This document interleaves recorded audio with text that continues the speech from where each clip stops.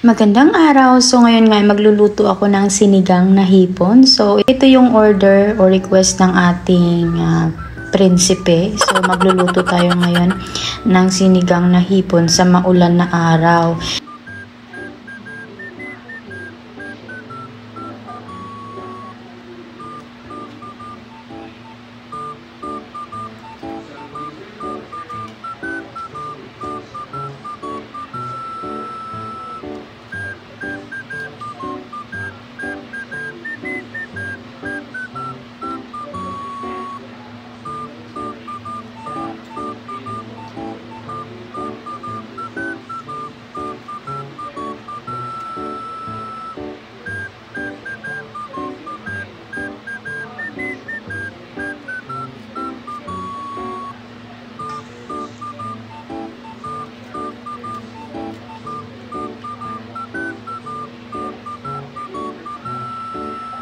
Nabili ko lang pala itong hipon sa may Barotac sa Palapala. Last week pa pero hindi namin siya nakain kasi nga ay parati na lang kaming hindi nagdi-dinner kasi hindi kami minsan kumakain paggabi. Tinapay-tinapay lang, ganyan. Kaya nga ngayon ay pag-isipan namin kasi nga ay umuulan. Ito yung request ng aking hubby. So ayan nga, magluluto ako ngayon. I-prepare na natin yung ating mga gulay. So meron akong kangkong na nabili pala sa may tindahan sa halagang 10 piso.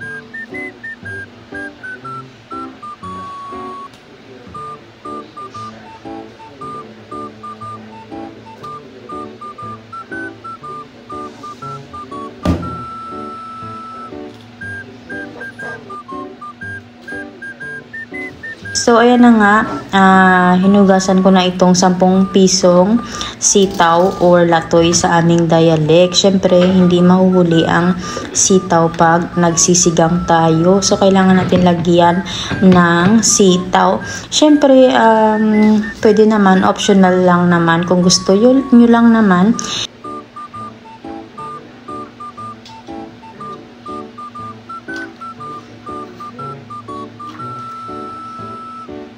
Maaga pa kaming gumising ni hubby kasi nga gusto niya nang humigop ng sabaw. Kaya nga ay pumunta kami sa palengke at bumili ng mga ingredients or kakailanganin para sa aming sinigang na hipon. So ayan na nga, pagkatapos ay hinugasan ko na rin itong talong na isang piraso lang kasi nga isa lang naman ang aming gagamitin dito kasi nga dalawa lang naman kami. So masyado naman itong malaki. Ito yung pinili ko kasi parang wala siya talagang wala siyang guba or ay blat mga ulod sa amon nga dialect or in my dialect. Para siya talagang healthy na talong. Ayan. So ayan nga, nung nabuksan ko ay wala talaga siyang sira. So i-slice ko lang siya na paslanting kasi nga magsisigang tayo. Tapos ilalagay ko lang dyan sa ating hiniwa na sitaw kanina. So pagkatapos nga ay meron din ako ditong labanos. Ayan, sa halagang 20 pesos. Masyadong mahal na ngayon yung mga bilihin sa tindahan, no? Sobrang mahal talaga. Kaso nga pag pupunta ako sa tindahan, meron talaga akong list na bibilhin. Yung mga importante lang talaga na kailangan nating bilhin sa araw na iyon, or kung marunong kayong mag-budget ay ayun, mas okay. Kasi nga yung mga bilihin ngayon sobrang mamahal talaga. Kahit isang carrots or isang repolyo bibilhin mo, halagang 50, halagang 30 na ngayon. So kailangan talaga nating mag-budget. So ito na nga, binalatan ko na yung ating labanos. Ayan, so tawag dito, i-slice ko lang siya ng panipis or pa-slanting din. Pa-slanting gaya din sa ginawa ko kanina sa ating talong. Ayan, ninipis lang natin ng hiwa na paganyan.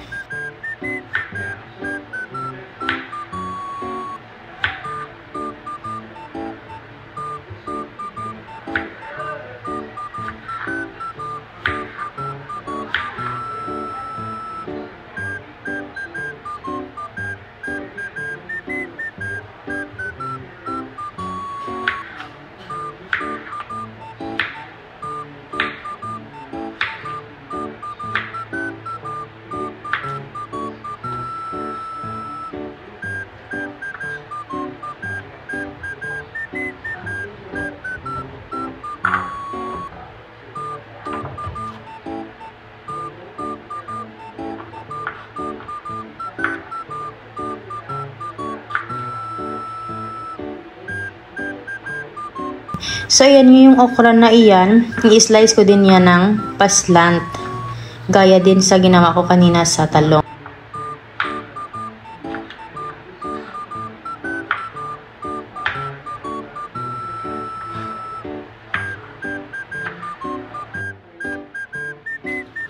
Ayan na nga.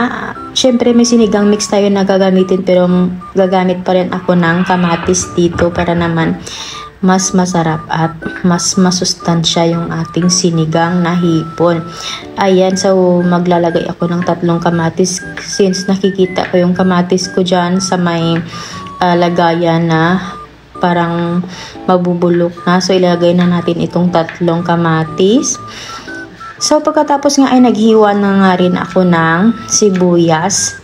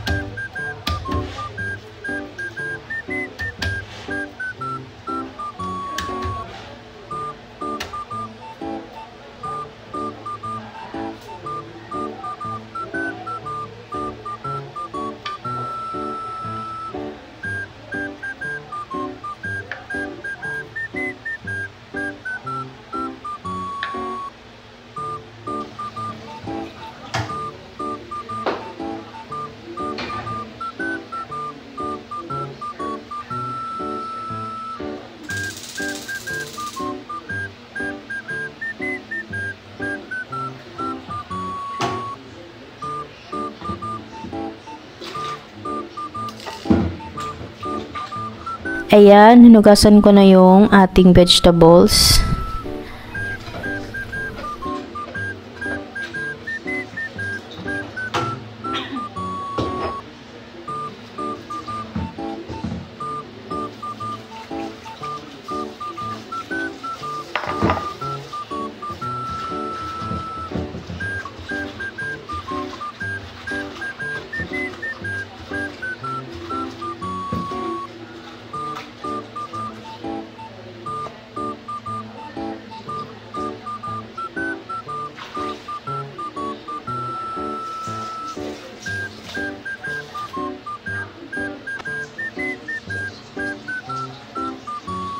Siya nga pala, ang yung ginagamit ko dito is mineral water sa paghuhugas ng mga ating mga vegetables kasi nga ay napakasela ng aking hubby. Ayaw niya ng tubig galing sa may faucet na gagamitin sa pagluluto. Gusto niya mineral water talaga lahat. So, ayan na nga. Sinunod ko lang yung kanyang mga sinasabi kasi nga ay ayaw niya yung tubig sa may gripo. So, ayan na nga, natapos na natin yung ating mga vegetables na ay minatapos ko na lahat sa paghuhugas yung ating vegetables at nagpainit na nga rin ako ng tubig at nilagay itong ating kamatis, bawang at saka sibuyas. Ayan, pagkatapos nga ay hintayin lang natin na kumulo at ilagay yung ating main ingredients na hipon.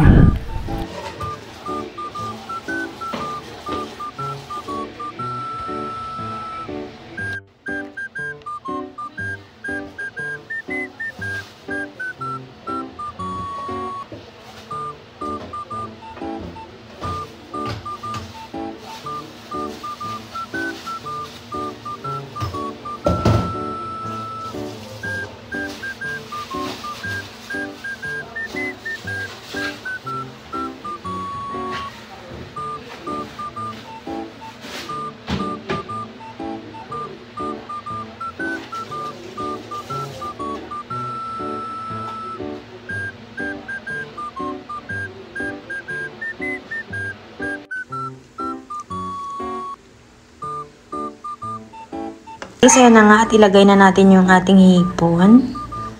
Pagtapos ay takpan lang natin at pakaluan sa 10 minuto. Ayan. Pagkatapos nga ay kukunin lang natin itong mga bula-bula dyan sa taas. Ayan. Pagkatapos ay ilagay na natin yung ating mga vegetables dyan. Ayan, ilagay natin lahat. Ihulila lang natin yung kangkong kasi nga mabilis lang naman iyan maluto. Ayan na nga at yung aking partner dito sa may gilid ay sabi niya nagugutom na daw siya. Kaya nga bibilisan ko ng pagluluto. So, stay tuned mga palangga. At if you like this video, please subscribe to my YouTube channel. And don't forget to hit that bell notification to notified every time I upload a new video.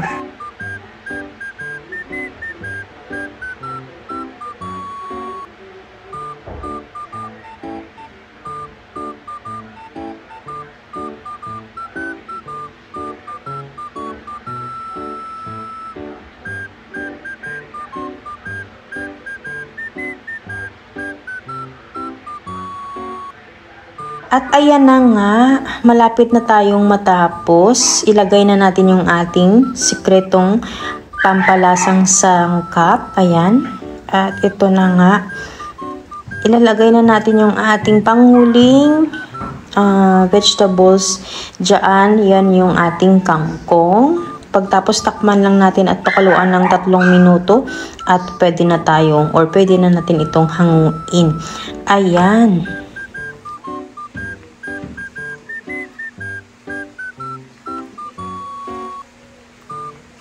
Na nga, luto na yung ating sinigang na hipon. Pwede na natin ilagay yung ating sinigang mix. Ayan. Pagkatapos ay pakuluan lang ng 2 minuto at pwede na tayong kumain.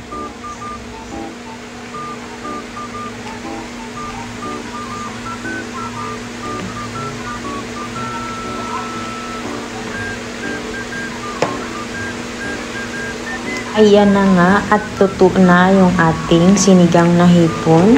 So, magpe-prepare lang ako ng ating pagkain sa may table at saka pwede na tayong kumain. Ayan na nga. So, ito na nga pala yung ating finished product at saka may kanin na rin. So, kain tayo guys. Salamat sa panonood.